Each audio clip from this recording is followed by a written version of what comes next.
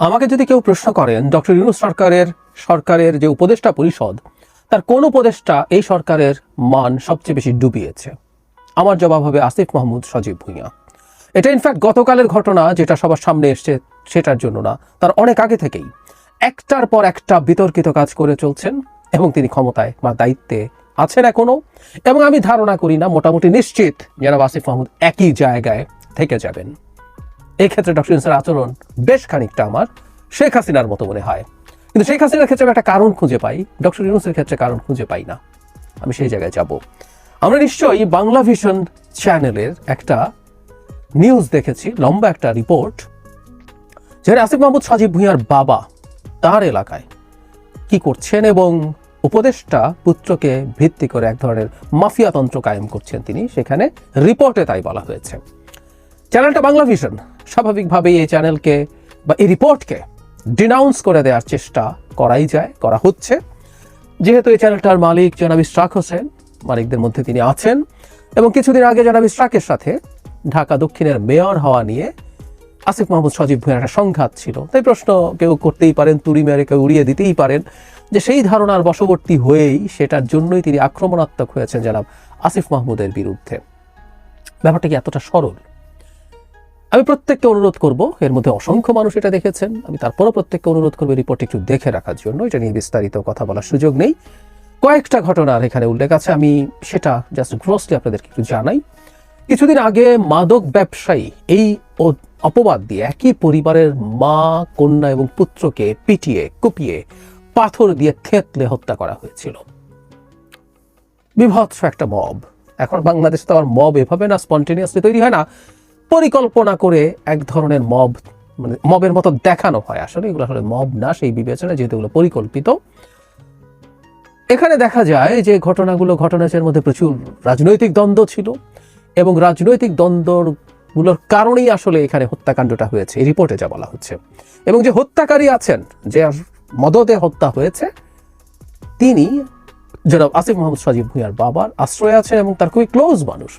এবং খুবই ইন্টারেস্টিং, একজন আওয়ামী লীগের সময় একজন আওয়ামী লীগ করা চেয়ারম্যান ওখানে এখনো বহাল তবিয়তে আছেন এবং জনাব আসিফ মাহমুদ সজীব ভুঁইয়ার বাবার সাথে তিনি ঘুরে বেড়ান এবং তাকে নিয়েই আসিফ মাহমুদ সজীব ভুঁইয়ার বাবা এই কাজগুলো করেন। আরো ইন্টারেস্টিং তথ্য আছে, আওয়ামী লীগের এমপি ছিলেন ওই সিটে যিনি, ইউসুফ আব্দুল্লাহ হারুন সম্ভবত, তার ওখানে যখন নির্বাচনী ক্যাম্পেইন হয় সেই চেয়ারম্যান এবং আসিফ মাহমুদ সজীব ভুঁইয়ার বাবা আওয়ামী লীগের হয়ে সেই স্টেজে নৌকার পক্ষে ভোট চেয়েছেন। রিপোর্টে আছে এগুলো। সেই পরিবারের বেঁচে থাকা সদস্যরা পালিয়ে বেড়াচ্ছেন এবং তারা জীবনের হুমকির মুখে আছেন, কারণ তারা এই ঘটনার সাথে আসিফ মাহমুদ সজীব ভুঁইয়ার বাবা আসিফ মাহমুদ সজীব ভুঁইয়া একে দায়ী করছেন। এটা একটা ঘটনা। আরেকটা ঘটনার দিকে আমি একটু দৃষ্টি দিতে চাই। তিনটা ঘটনার কথা, তিনটা পরিবার এলাকা ছাড়া এক ব্যবসায়ীর কথা আছে, আমি সেটার দিকে যাচ্ছি না।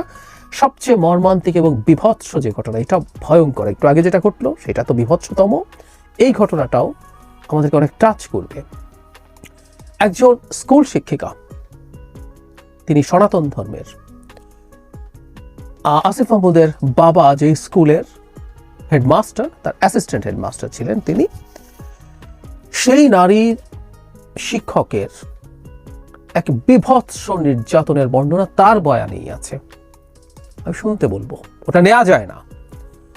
কিভাবে তাকে আটকে রেখে নির্যাতন করা হয়েছে, ঘন্টার পর ঘন্টা তাকে বিবস্ত্র করে ফেলার চেষ্টা করা হয়েছে, অনেক ক্ষেত্রে শরীরে জখম হয়েছে। এখানেও মব, পরিকল্পিত মব, এক আরেক নতুন জিনিস বাংলাদেশে। তারপর তাকে স্কুল থেকে বের করে গ্রামে অবমাননাকর ভাবে ঘোরানো হয়েছে। জানা যায় সেটা হচ্ছে আসিফ মাহমুদের বাবা স্কুলের টাকা চুরি করেছিলেন, সেটা তদন্ত হয়, সেটা নিয়ে ব্যবস্থা হয়। সেই সময় এই শিক্ষিকা সেই স্কুলেই ছিলেন, সেই ক্ষোভ তিনি উগরে দিয়েছেন, কারণ তার এখন হ্যাডাম তৈরি হয়েছে না, তার ছেলে উপদেষ্টা হয়েছে এবং এ ধরনের অক্ষম মানুষের হাতে, যে খুবই নন সিগনিফিক্যান্ট মানুষ, তার হাতে যখন ক্ষমতার হ্যাডাম যায়, তাদের পরিস্থিতি কোন জায়গায় যায় আমরা দেখতে পাচ্ছি। ছেলে বলি আর বাবা বলি, অত্যন্ত প্রান্তিক জায়গায় থাকা মানুষের হাতে ক্ষমতায় যাওয়ার এক বিভৎস পরিস্থিতি তৈরি হয়েছে। কোনো একদিন খোলামেলা ভাবে হয়তো কিছু কথা বলবো। বিভিন্ন জায়গায় আরো নানান কিছু, ওর পুকুর দখল করো, মাছের যে পুরো সব চাষ হচ্ছে সেটা সহ দখল করে ফেলো, হেন কিছু নেই তিনি করছেন না। কোত্থেকে হয় এই ক্ষমতা আমরা খুব ভালো মতো জানি, না জানার কোনো কারণ নেই। তাকে যখন জিজ্ঞেস করা হয়েছিল তিনি একবারই কথা বলেছেন ফোনে, তিনি দেখা করেননি। তিনি জানান যে তার ছেলে নির্বাচন করবে এই ভেবে শত্রুপক্ষ বা অন্য পক্ষ এসব করছে। খানিকটা অফ টপিক হলেও বলে রাখি, আমি এর আগে এটা নিয়ে ভিডিও করেছি। একটা অধ্যাদেশ জারি হতে যাচ্ছিল এই অন্তর্বর্তী সরকার নিয়ে, যেটা উপদেষ্টা পরিষদে পাশ হয়েছে এবং আসিফ মাহমুদ উপদেষ্টা পরিষদের সদস্য হিসাবে সেখানে ছিলেন এবং তারা অ্যাগ্রি করেছেন। আমি দেখিয়েছিলাম ওটা, আমি এটা দেখাতে যাচ্ছি না, আপনারা যে কেউ খোঁজ নিলে জানবেন। অ্যাগ্রি করেছিলেন যারা এই সরকারে থাকবে তারা কেউ নির্বাচন করবে না। আসিফ মাহমুদ নির্বাচন কিভাবে করছেন, কেন করছেন, কেন কিভাবে প্রস্তুতি নেন তিনি? শুধু সেটা না, এলজিআরডি মন্ত্রী হিসেবে তার অনেক এই স্থানীয় উন্নয়নের বরাদ্দের ক্ষমতা আছে, তিনি সেগুলো ব্যবহার করছেন ভালো মতো। প্রত্যেকটা কনফ্লিক্ট অফ ইন্টারেস্ট কিন্তু উনি করে যাচ্ছেন। আমি প্রিভিয়াস কিছু জিনিস যোগ করতে চাই। তার বাবার সূত্রে, তার বাবা একবার ঠিকাদারি লাইসেন্স করেছিলেন হঠাৎ করে। পরে এটা যখন প্রাথমিকভাবে এটা নিয়ে এক ধরনের অস্বীকারের প্রবণতা ছিল, কিন্তু পরে যখন দেখা গেল এটা সত্য, এটার জেনুইন ডকুমেন্ট বেরিয়ে গেছে, তখন তিনি স্বীকার করেছিলেন এবং তার বাবাকে ভুল বোঝানো হয়েছিল এবং তিনি সরল বিশ্বাসে এসব করেছেন। এখানে একটু বলে রাখা ভালো যে স্কুল টিচারের ক্ষেত্রে বিভৎসতা ঘটানো হলো, সেখানে আসিফ মাহমুদের বাবাকে ভিডিওতে দেখা যায়, যে কেউ দেখতে পারেন, আবার ভিডিওটা রিপোর্টটা পুরো দেখে নেবেন। যাই হোক, তার বাবা নাকি সরল বিশ্বাসে ওই ঠিকাদারি লাইসেন্স করেছিলেন। আমরা সরল বিশ্বাসে যেন মেরে নেই তিনি এটা এক্সপেক্ট করছেন। সরি, আমরা মন্ত্রী না, কিন্তু আমাদের মাথায় খানিকটা বুদ্ধিশুদ্ধি আছে। কেন এইসব ঠিকাদারি লাইসেন্স করা হয় সেটা আমরা জানি। আরো কয়েকটা জিনিস যোগ করতে চাই। তার এপিএসকে দায়িত্ব থেকে সরানো হয়েছে, শুধু সেটা না, তাকে দুদক ডেকেছে, তার বিরুদ্ধে তদন্ত হচ্ছে, তার বিদেশ যাত্রা স্থগিতাদেশ আছে, মানে দুদক যথেষ্টই প্রমাণ বা তথ্য তাকে নিয়ে পেয়েছে। এখন আমার প্রশ্ন হলো, এপিএস খারাপ, উপদেশটা ভালো, উনি সৎ, কিন্তু আমরা এটুকু কাণ্ডজ্ঞান আমাদের আছে যেটাতে আমরা বুঝতে পারি এপিএস এর এই টাকার উৎস, এই হ্যাডাম তৈরি হয় আসলে একজন উপদেষ্টার কারণে। খুব সহযোগ্য, রকেট সায়েন্স না। সেই উপদেষ্টাকে কেন জিজ্ঞাসাবাদ করা হচ্ছে না? বলছি না তিনি সরাসরি দায়ী, কেন জিজ্ঞাসাবাদ করা হচ্ছে না, হয়নি। দুদক কেন তাকে ডাকেনি, সরকার কেন তাকে এই ব্যাপারে ইভেন দায়িত্ব থেকে সরিয়ে দেওয়ার মতো বিষয় হতে পারতো, এটা উচিত ছিল। শুধু সেটা না, তিনি একটা গর্হিত অন্যায় করেছেন তারও কিছুদিন আগে।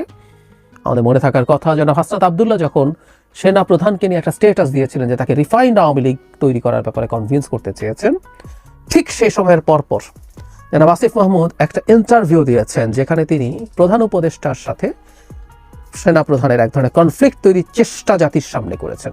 আমি ধারণা করি এটা উনি প্রধান উপদেষ্টাকে আগে একা ফিসফিস করে বলেও ফেলতে পারেন, কিন্তু পাবলিকলি তিনি বলছেন প্রধান উপদেষ্টা আসার আগে কিভাবে সেনা প্রধান তাকে প্রধান উপদেষ্টা হওয়া থেকে ঠেকিয়ে রাখতে চেয়েছিলেন। ঘন্টার পর ঘন্টা নাকি সেটা নিয়ে কথা হয়েছে, এটা জনাব আসিফ মাহমুদের কথা, এবং শেষে নাকি সেনা প্রধান বুকে পাথর চাপা দিয়ে এটা মেনে নিয়েছিলেন। মানে একটা সরকারের সিটিং উপদেষ্টা এইরকম একটা সাক্ষাৎকার দিতে পারে, এই বিভৎস কাজ ঘটাতে পারে আমাদের অত্যন্ত টার্ময়েলের টাইমে, এবং এটা একটা সিন্ডিকেটেড প্ল্যান। এবং এই আসিফ মাহমুদের এই সাক্ষাৎকার দেখিয়ে একজন খুব গুরুত্বপূর্ণ